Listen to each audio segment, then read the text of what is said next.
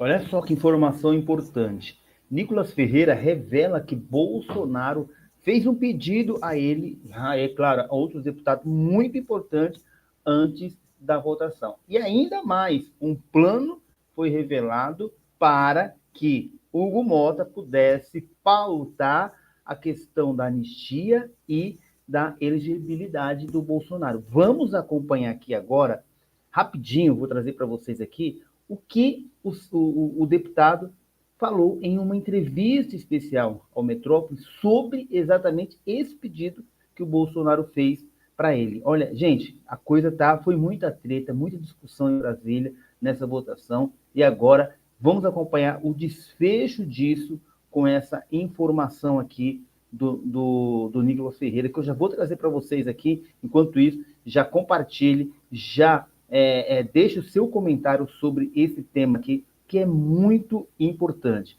Olha só, vou compartilhar agora com vocês. Já deixou o seu like, pelo menos uns 30 mil likes aí pra gente. Vamos lá. Colocando na tela para vocês agora essa matéria muito importante. Vamos acompanhar agora aí com vocês. Olha. Do PL de Minas Gerais. Deputado, obrigado por dar a entrevista aqui para a gente do Metrópolis, da coluna do Igor Gadelha. Quero começar perguntando como que o senhor está vendo essa eleição hoje. O Hugo Mota deve ser eleito presidente da Câmara. A gente teve outros candidatos, mas que dificilmente vão conseguir fazer frente. Como que o senhor está vendo isso, essa eleição novamente tão majoritária na Câmara dos Deputados? Sim. Olha, a minha decisão passou pela decisão do Bolsonaro. Obviamente que naturalmente eu votaria no Marcel Van Hatten por alinhamento de ideias, por ser um amigo, por ser uma pessoa que de fato luta por pautas profundas aqui na Câmara, mas por um acordo, né, do Bolsonaro feito com o Hugo Mota. Confesso que eu não sei a totalidade desse acordo, mas espero que a anistia esteja entre esse acordo. Optei por seguir a orientação do presidente Bolsonaro, que inclusive também, anos anteriores, também já foi sozinho, né, candidato à presidência da Câmara, fez um discurso que eu também concordo de essência, mas que nesse momento, né, teve uma mudança de posicionamento e vou confiar. Eu sempre falo que quem confia nunca erra, quem erra é quem quebra a confiança. Então eu espero de verdade que, independente de quem vença aqui as eleições hoje, que faça uma presidência voltada para o Brasil. Deputado, qual a sua expectativa em relação a essa nova gestão do deputado Hugo Mota e também quais pautas o senhor acha que devem ser prioritárias para ele? Para ele não, para a Câmara, na verdade, para os deputados. Excelente. Eu acho que eu vou refazer, não é nem para os deputados, eu acho que é para o Brasil. A gente está aqui como representantes. Então eu vejo, Milena, que principalmente, até o mesmo meu vídeo demonstrou muito isso, uma indignação generalizada das pessoas com a alta carga tributária que tem no Brasil. Então, eu vejo que projetos que reduzam a carga tributária aqui no nosso país, só a legislação da carga tributária é literalmente o peso de um elefante, ou seja, é impossível hoje um empreendedor, um empresário, ou até mesmo uma pessoa que trabalha informal sobreviver com os altos encargos aqui no nosso país. A defesa das prerrogativas dos deputados, nós estamos vendo hoje os tribunais retirando candidaturas, e principalmente somente de pessoas de direita. Eu jamais vou pedir cassação de nenhum deputado, seja de esquerda, seja de direita, por conta de opinião. Não existe crime de opinião aqui no nosso país, e muito menos ainda de um parlamentar que tem assegurado no artigo 53 da Constituição a imunidade parlamentar, seja por qualquer palavra e voto civil e penalmente. Então eu vejo que a defesa prerrogativa é algo muito importante e, principalmente, por último, mais ou menos importante, a anistia. Vejo que o nosso país precisa de uma pacificação, a gente precisa, de fato, inclusive, que a própria esquerda faça o que eles prometeram durante as eleições, que é pacificação, e eu não vejo isso, principalmente na figura do Lula, e muito menos na figura do Alexandre de Moraes, que tem diversos crimes já denunciados, não somente aqui no âmbito nacional, mas também internacionalmente. Uma pergunta sobre o PL da anistia, que talvez vários parlamentares bolsonaristas colocam como uma das prioridades da Câmara dos Deputados para a Câmara dos Deputados em 2026. Inclusive o novo líder do PL, o deputado Sóstenes Cavalcante, falou com a gente e colocou a anistia realmente como uma prioridade. Mas o ponto é, ele falou muito bem que precisa ter um ambiente político para votar anistia, que não adianta simplesmente tentar tratorar a anistia, porque talvez não tenha os votos necessários. Como que vocês da bancada do PL, que estão na linha de frente dessa briga pela anistia, vão trabalhar para criar esse ambiente político, justamente com um governo que é totalmente contra o projeto? Eu acho que é importantíssimo sensibilizar as pessoas com a história verdadeira, deixando aqui bem claro, eu jamais passaria pano em qualquer crime que foi cometido aqui nesse local. Isso aqui é um prédio público, aqui existem obras históricas, isso aqui precisa ser conservado. Portanto, a esquerda, por outro lado, a esquerda já cansou de fazer baderna, a mesma baderna, o mesmo tipo de crime, e não tomou uma pena proporcional igual eles estão tomando agora. Aqui no Brasil, você não tem estuprador, homicida que pega 17 anos de cadeia.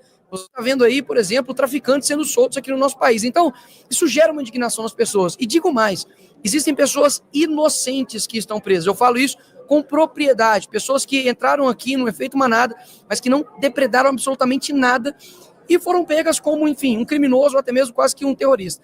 Então, eu vejo que a forma de sensibilizar isso é, de fato, contando a verdade. Eu fiz uma série, está inclusive no meu canal do YouTube, contando várias histórias de pessoas que foram presas por conta de um erro de homônimo, né, que chama homônimo, né? Ou seja, tem o mesmo nome que uma outra pessoa e foi preso. Um morador de rua estava preso até há pouco, um autista, enfim. São diversas medidas jurídicas que foram totalmente desproporcionais, a gente precisa rever isso. Afinal de contas, até mesmo porque há pouco tempo atrás, não muito tempo atrás, o senador Randolph e vários da esquerda estavam atacando o ministro Alexandre de Moraes. Inclusive, o próprio ministro Alexandre de Moraes falava as mesmas palavras que eu falava. Chamava o governo do Lula de corrupto. E hoje eu não posso chamar o Lula de ladrão e estou tomando um indiciamento criminal por isso. Ou seja, a balança está completamente invertida. Vamos treinar um pouco a pronúncia nativa. Quando os nativos vão falar, por exemplo, esta... Deputado, hoje em reunião com a bancada do PL, o ex-presidente Jair Bolsonaro, ele deu algumas orientações ali para os filiados do PL, para os integrantes do partido, e ele chegou a comparar um pouco o que ele fez, as propostas que ele fez no governo dele ao governo do presidente dos Estados Unidos, Donald Trump. Como é que o senhor está vendo essa relação hoje do Brasil com o presidente americano? Como é que o senhor vê isso? Até emendando um pouco a pergunta dela, o senhor esteve lá nos Estados Unidos agora na posse do Trump, com certeza conversou com muita gente, e às vezes as declarações do presidente Trump são numa linha um pouco mais contrária ao Brasil, falando de taxação, falando de oposição aos BRICS. Como que o senhor está vendo essa relação mesmo, como a Milena perguntou? Olha, a relação agora está completamente diferente da relação que nós tínhamos do governo Bolsonaro. O Trump e Bolsonaro têm uma relação amigável, e a gente sabe que as declarações, por exemplo, da própria Janja, né, que simplesmente, não quero repetir aqui a palavra, mas mandou F, o cara mais rico do mundo, e não somente pela riqueza dele, mas pela extraordinária contribuição tecnológica que ele faz para o nosso mundo. E até pouco tempo antes do Trump ganhar as eleições, o Lula colocou ele como um nazista e agora falou que não quer briga com ninguém. Ou seja, esse tipo de relação vai desgastando, obviamente, uma relação comercial, uma relação diplomática, juntamente com os Estados Unidos. Eu acho que a gente precisa retomar essa relação. Eu acho que existe um trabalho feito, né, internacionalmente com isso. O próprio Eduardo Bolsonaro tem esse trabalho, né, de trânsito com diversos parlamentares, senadores dos Estados Unidos. E espero, né, que a gente consiga futuramente, ano que vem, ter um governo melhor para poder a gente ter uma relação melhor com os Estados Unidos. E eu acredito que para a gente ser um país soberano, a gente não pode ficar dependendo de outros países. Eu quero que o Brasil seja um país soberano, que não dependa de ninguém, para poder termos liberdade, para poder termos liberdade de expressão, mas agora, obviamente, ter uma ajuda digamos assim, de um país que é referência para o mundo inteiro, obviamente é muito bem-vindo. O senhor falou sobre o ano que vem, sobre a eleição. Qual é a expectativa de vocês para 2026 em relação à presidência da República? Porque a gente já está vendo que a disputa já começou e que vai ser acirrado o negócio. Olha, a desaprovação do Lula está com uma marca histórica de desaprovação, principalmente após, né, do dia 15 de janeiro, o dia da volta aí do PIX, que o pessoal falou. Vejo que em 2026 a gente precisa focar muito no Senado. O Senado é a casa onde ele consegue fazer um contrapeso ao STF, que para mim é o que desbalanceia hoje a nossa República. Então, o Senado é um grande foco. Acredito que a própria presidente Bolsonaro já deixou isso claro nas suas intenções. Se a PEC passar, a PEC do Eros Biondini, que reduz a candidatura para 30 anos de idade, com certeza vou ficar muito feliz em poder servir o meu estado e o meu país aqui na Casa ao Lado. Ia perguntar justamente da PEC, porque é uma PEC, a gente falou da anistia, mas é uma outra prioridade também a PEC, que diminui a idade necessária para concorrer ao Senado Federal, uma prioridade de vocês da bancada do PL também, não? E como que está essa discussão com o Hugo Mota? Porque acredito, claro, o Hugo já fez reuniões com a bancada do PL, o Hugo já esteve com vocês, e vocês apresentaram prioridades que não foi só o projeto da anistia. A PEC ela é mais recente, então nós vamos ter uma reunião, ou até mesmo hoje, ou na semana que vem, para tratar a respeito disso, Altineu e Hugo Mota. Essa PEC não foi proposta somente pelo deputado Eros Biondini, inclusive outros parlamentares, inclusive de esquerda, já apresentaram isso aqui na casa. E eu vejo que se uma pessoa de 30 anos pode governar um estado, ele também poderia estar aqui representando aqui o seu estado na casa revisora, que é o Senado. Então eu vejo que é totalmente plausível. O estado de Minas Gerais precisa de bons representantes aqui, que de fato consigam dizer o que o público está precisando. Infelizmente, o Rodrigo Pacheco deixou muito a desejar. Votamos nele para poder tirar a Dilma, mas eu acho que eu preferiria a Dilma. Pelo menos ela ia fazer a gente rir, enquanto o Pacheco, infelizmente, tem dado um desgosto muito grande para os mineiros. Aproveitando uma última pergunta, a situação da deputada Carla Zambelli. É uma situação que a gente conversa muito aqui nos bastidores, e o próprio PL, pelo que eu apurei... Meu sentimento é o seguinte: eu, com certeza, não tive.